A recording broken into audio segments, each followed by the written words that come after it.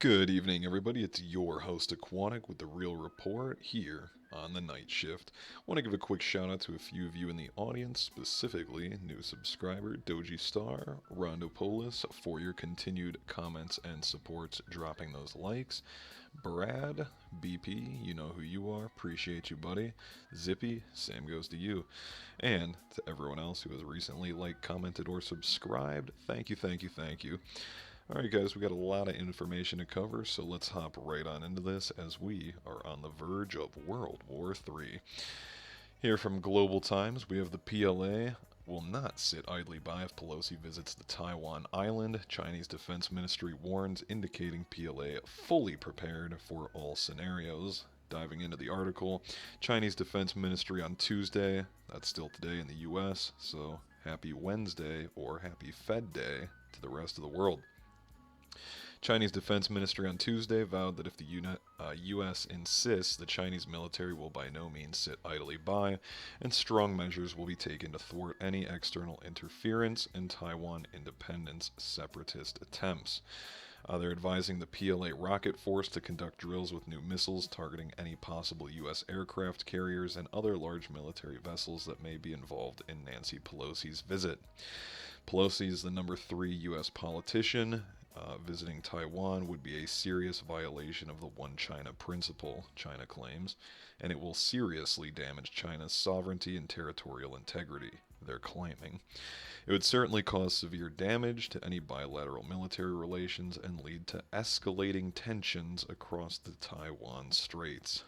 Not good news, especially while we are already trying to fund a proxy war in Ukraine. Biden administration quietly tries to dissuade Pelosi from going through with the proposed visit, describing a scenario that China could send aircraft to, quote, escort her and plane to prevent it from landing if she visits Taiwan. U.S. executive branch is very worried that this potential visit will cause a conflict to break out between China and the U.S. or even trigger a crisis alert.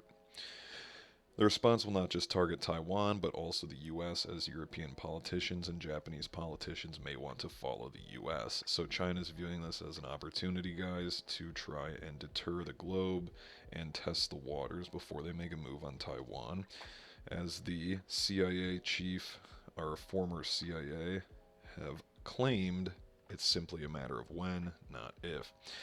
Anyway, back into the article. The response will not just... Alright, we just covered that. One advised the Chinese government to sanction Pelosi, same as they've done to Secretary of State Mike Pompeo.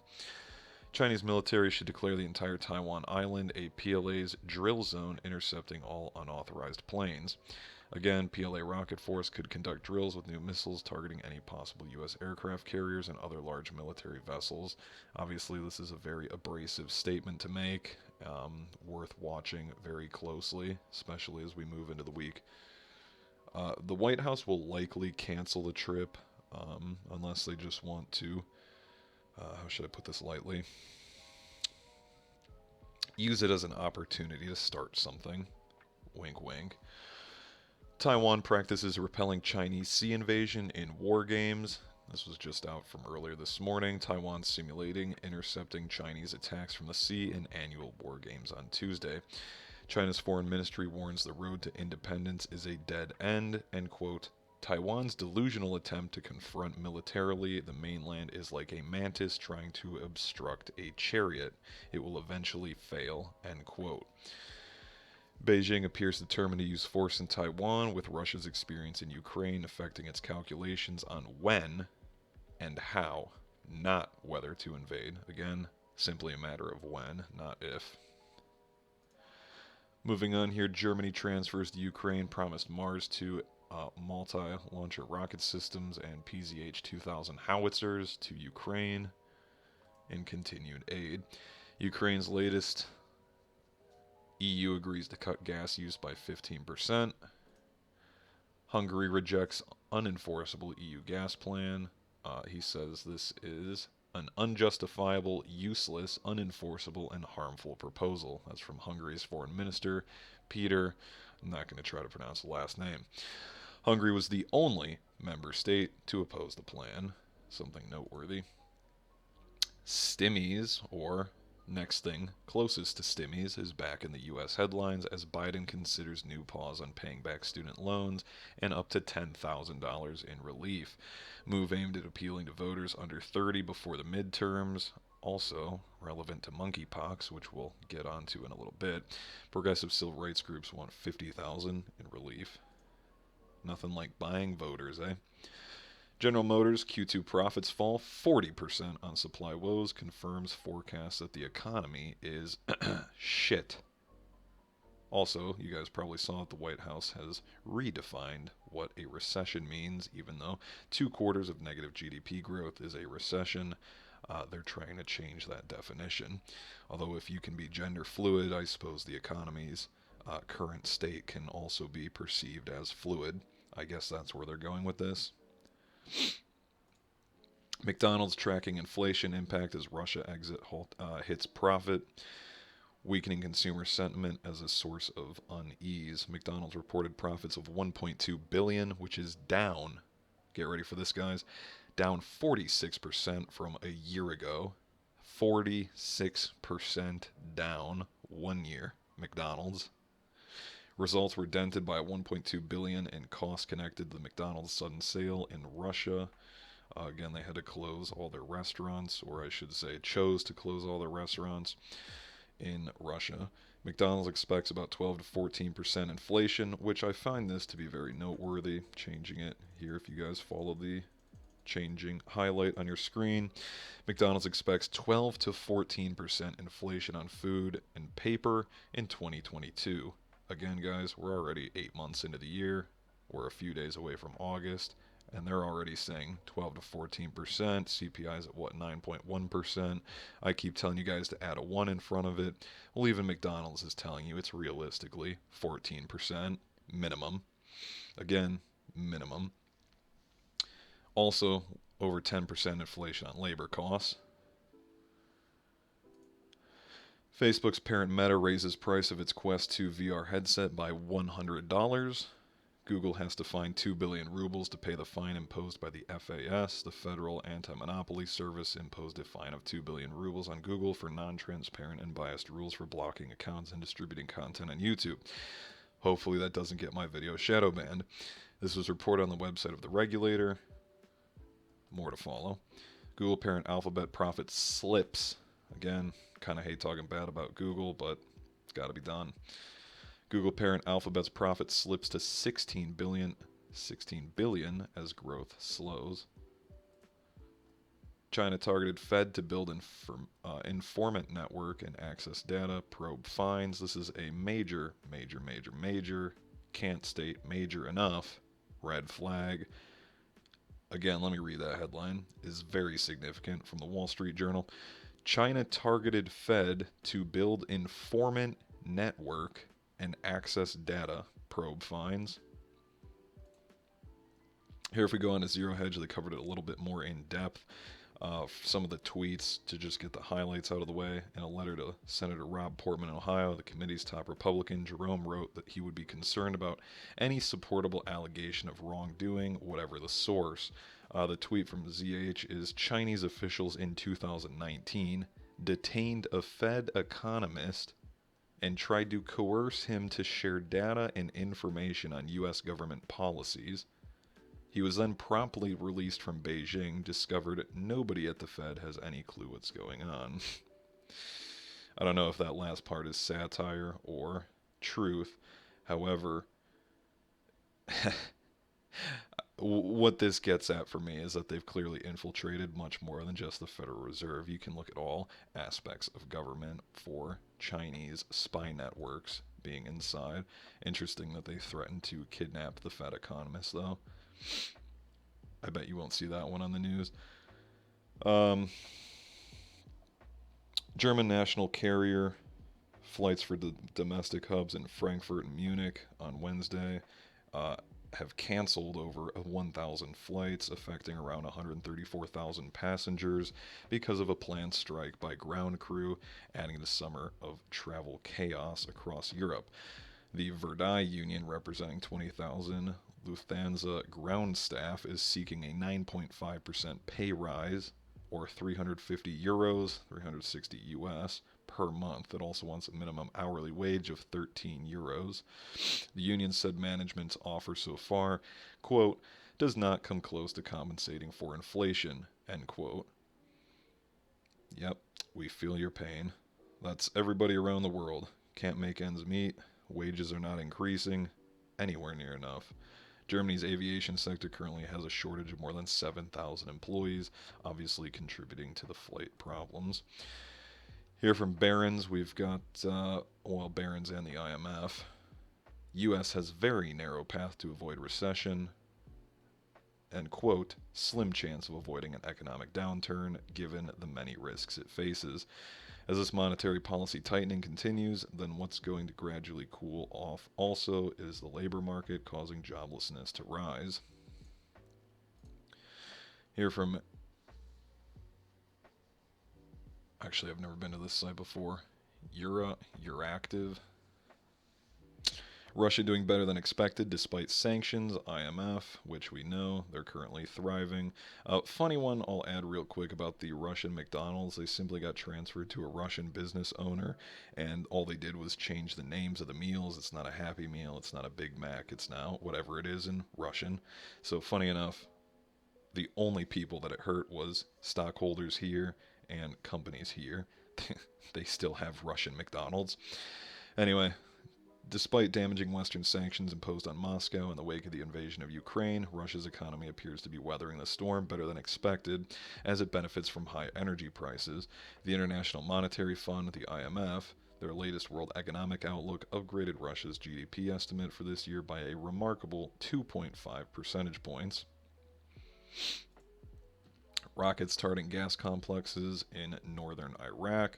Site owned by UAE, United Arab Emirates energy company Dana Gas, was targeted 3 separate times by rockets. However, they did not cause casualties or damage. They're saying that the rockets, however, in this attempt hit a gas complex in the autonomous Kurdistan region on Saturday and also struck a refinery in the Kurdistan in April and May. This also is amid a simmering oil dispute between Kurdistan and the federal government in Baghdad. Always good to keep an eye on the Middle East. Moldova's prime minister says she is, quote, very worried Putin will invade her country next, and warns, quote, nobody is safe, as Sergei Lavrov says Russia aims to topple Zelensky. In recent months, Moscow's troops have made gains in East and South Ukraine. Another one from the IMF, cutting global growth outlook amid U.S.-China slowdowns, while warning that the situation could get much worse, aka it will. Here from France, 24, China's Silicon Valley tightens rules over COVID flare-up, restricting movement of employees for 7 days, state-run business news site Yikai reported Monday. Closed-loop operation mode involves control measures such as locking workers within a compound and conducting daily nucleic acid testing. This is for the Omicron subvariant BA.2. Here, another striking move of genius from Joey B. U.S. is selling an additional 20 million barrels of oil from our one and only strategic reserve. Biden admin on Tuesday said it will sell an additional 20 million barrels from the Strategic Petroleum Reserve as part of the previous plan to tap the facility to calm oil prices, boosted by, say the line, come on, say the line. Calm prices boosted by Russia's invasion of Ukraine, as Putin keeps making me pay more for groceries here in Ohio. If you guys have never seen the Simpsons meme, that's where it's from. Say the line, say it again. On to the monkeypox, as cases double roughly every 10 days. This is something I'm going to have to do a separate brief on, I can already tell, as it is starting to pan out very much like COVID. Quick prediction there, this one's going to be worse for 2 reasons. One is it's visual. COVID wasn't so much. Now, monkeypox, all you have to do is go look up some pictures. You will very clearly be able to see friends, family, anybody on the street who has monkeypox, which will induce panic for 1. And then 2, people, if asked to stay home, do this, don't do that, mask, whatever, are probably going to say, fuck that. We already did this bullshit for 2 years, which, no comment, wink wink. However, then if no one takes it seriously, then it may spread faster, and you get the point. Plus midterms, gotta restrict movement of people you don't want voting against you. Yeah, I should probably cut this out. Oh well. DC mayor confirms case of monkeypox in infant visiting the district. Japan detects first monkeypox case. And EU approves smallpox vaccine for use against monkeypox after the World Health Organization declared monkeypox a global health emergency. On top of that, Biden administration weighs declaring monkeypox a health emergency. That one's from July 25th, so can't wait to see who our monkeypox czar is. Also plans to name a White House coordinator to oversee the response. Back onto the economy, Walmart slashed profit outlook sends warning about the state of American consumers. Big box retailers said everyday necessities are eating up more of a household budget and leaving shoppers less money to spend on items they want. I can attest to that. I just did my grocery shopping for the week this morning. Holy cow. Astronomical. Up at least another 15% from last week. So within 8-9 days, 15% more. This is beyond unsustainable. Inflation has brought pandemic-fueled shopping sprees to an end. Major retailers, including Walmart and Macy's, are scheduled to report earnings in mid-August. Real quick on the food, I don't know, I've been seeing this all over and I finally witnessed it today. I've had a lot of produce that either goes bad early, I don't know if it's the extreme heat out west, trucking, if things are just going rancid sooner, moldy produce, milk that expires early, half and half that goes bad, carrots that are moldy. I mean, think about this, guys. I have only in my life ever seen carrots dry up in a refrigerator. This is the first time ever that I've seen carrots turn to mush in the refrigerator. Ridiculous. Was in the store, saw grapes with mold on the bottom, a lot of bruised produce from broccoli, onions, other things that are typically pretty hardy, all mushy. Had to dig through most of the bin. Anyway, Walmart shares of retailers. And also I should upload the picture. Aldi's, if you guys are familiar with them. No eggs, none whatsoever. Whole shelf empty. They had a piece of plywood over the cooler door. Talked to the cashier. She said they have no idea when or if they're going to get any more in. Not entirely sure what's going on there. I mean, I know there's shortages, hyperinflation on the cost of eggs, but really none, zero, zip, nada. Anyway, shares of retailers including Macy's, American Eagle, and Amazon are falling Tuesday, a day after Walmart slashed its profit forecast and warned that surging prices for food and gas are squeezing consumers. No duh. First, Ukraine Black Sea grain shipment, not sea grain. You guys can tell it's late. First, Ukraine Black Sea grain shipments could move in days. UN, Ukraine. Keep an eye on that as the global grain shortage continues. Also, to summarize from the market brief today, stocks hit on Walmart profit warning and European energy crisis on the eve of the FOMC. That's from News Squawk. U.S. market wrap. Equities down, treasuries mixed, crude oil down, dollar up. Walmart profit warning for quarter two. Still blaming Kremlin, continues to squeeze gas prices in Europe.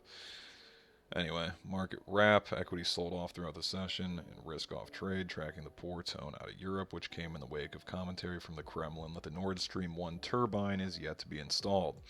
Meanwhile, the profit warning from Walmart on Monday night added to the downbeat tone. U.S. equity open was red,